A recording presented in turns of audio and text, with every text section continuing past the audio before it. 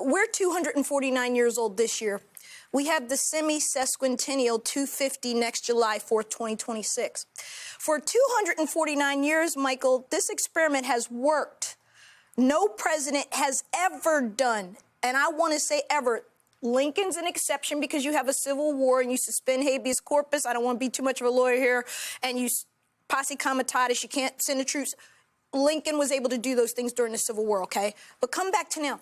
First of all, people need to understand that Governor Pritzker is the chief law enforcement officer, if you will. He is the commander-in-chief of Illinois. The president of the United States does not have the constitutional or legal authority to just send troops to Chicago. It is illegal. It is unconstitutional because the governor has to activate the National Guard. D.C. is very different because that is under federal control. I need y'all to hear me on this. He does not have the legal authority to do what he did in California and L.A. That was an illegal order. There were no violent protests such that the president of the United States got a call from the governor. Think Lyndon Johnson, think John Kennedy, think Eisenhower, think the civil rights protests where the guard had to be activated because people were being murdered and killed and beat unconscionably, right? So I need everybody, whether you're a Republican, a Democrat, or an independent, to understand we are in a very critical moment here, Michael. Authoritarianism is here. It's not coming. It is here. He is violating the Constitution day in and day out. And we need to put a stop to it. These governors need to assert their 10th Amendment rights, that they are the commander-in-chiefs of their states. Gavin Newsom has got this thing right. He's doing it right. Well, Maria, what's your take on this? Because I agree with Sophia here that the governors, that there's an argument to be made. You know, Michael is the actual lawyer, co-host on this show, and I was asking him earlier, y'all. I was like, can't they just sue? Why are they waiting? They need to sue him now. And he's like, you can't preemptively sue. And I said, well, what can they do? They got to do something. You cannot just have the president deploying the United States military all over the United States of America. I mean, does anybody care? What about we talked about the 10th Amendment. What about the third? The founders debated this. Yeah, it's going to be ugly, which, again, this is what he's trying to do. But the majority of the American people are not buying this, okay? He's going to tell everybody that they do, that they want a dictator, that they are buying it. The majority of the American people are not buying this. You know, I've interviewed throughout my career so many members of the military fighting wars like in Iraq or Afghanistan. The men and women of the military are trained to kill. That is their principal job.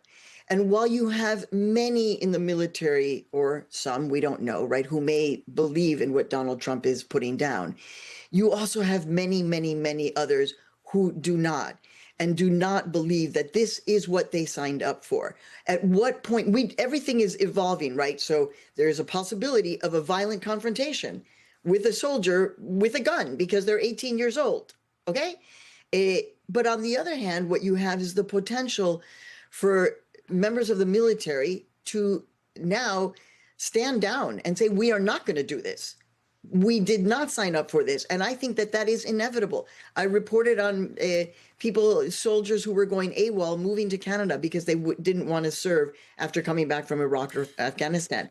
You have a long tradition of soldiers resisting against imposed war or military service. So again, it's a very fluid situation.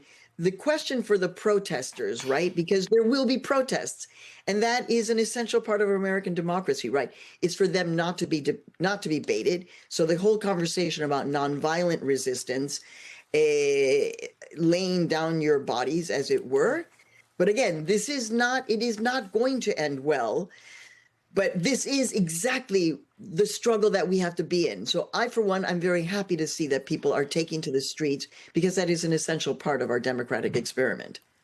Sophia, you want to? Yeah, I mean, I want to bring it back to the center, though.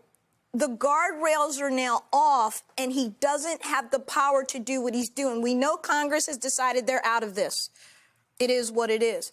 So the courts, I think, have been doing their best to bounce it. I think this issue of California is going to go to the Supreme Court, right? Because it's going to be whether Newsom had the power or Trump did, and Newsom has the power, not Trump, as does Pritzker and not Trump. And so I want us to keep our eye on the ball as we go towards that semi-sesquicentennial next year, who are we going to be? Are we going to stay this great country we've been for 249 years with challenges? Yes, but whether it's Republican or Democrats, we've never seen a president do this before. He is breaking all the rules, and he's going against the guardrails, and that is authoritarianism. Yeah, but I'm sorry. Ever since after the first 3 months of his presidency, we haven't been the shining beacon on top of the hill I don't disagree. for the rest of the world. Right. We just haven't. And Maria does bring up an interesting example. So are the military leaders going to stand up and start the leaders or the rank and file? But I do think some leaders need to stand up. We do need to hear from General Mattis again. We need to hear from Mark Milley. They've done their service, but now is the time to hear from them.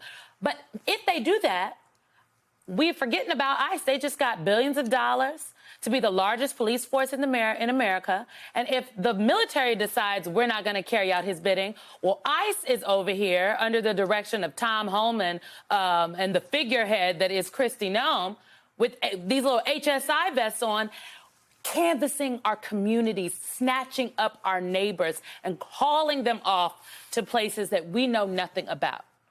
Right. This is where we are. Again, Simone, making all of the connections, and it's important that we use the right terms. Authoritarianism is what we are living through. It is not it might happen. It is actually, we are living through it right now. So at this point, you have to call this what it is. As you say, they are taking people from the streets and they are putting them into concentration camps. There is terms that we do not like to use: ethnic cleansing, concentration camps, people who are being trafficked, people who are being removed without judicial, any kind of due process. That is called trafficking. I was just in the airport last week after a long time of not being in one. It was great. And then you see the signs, like if you see something, say something, people being trafficked, it's like they are being trafficked. They are being trafficked and supported by this government, and it's all around us.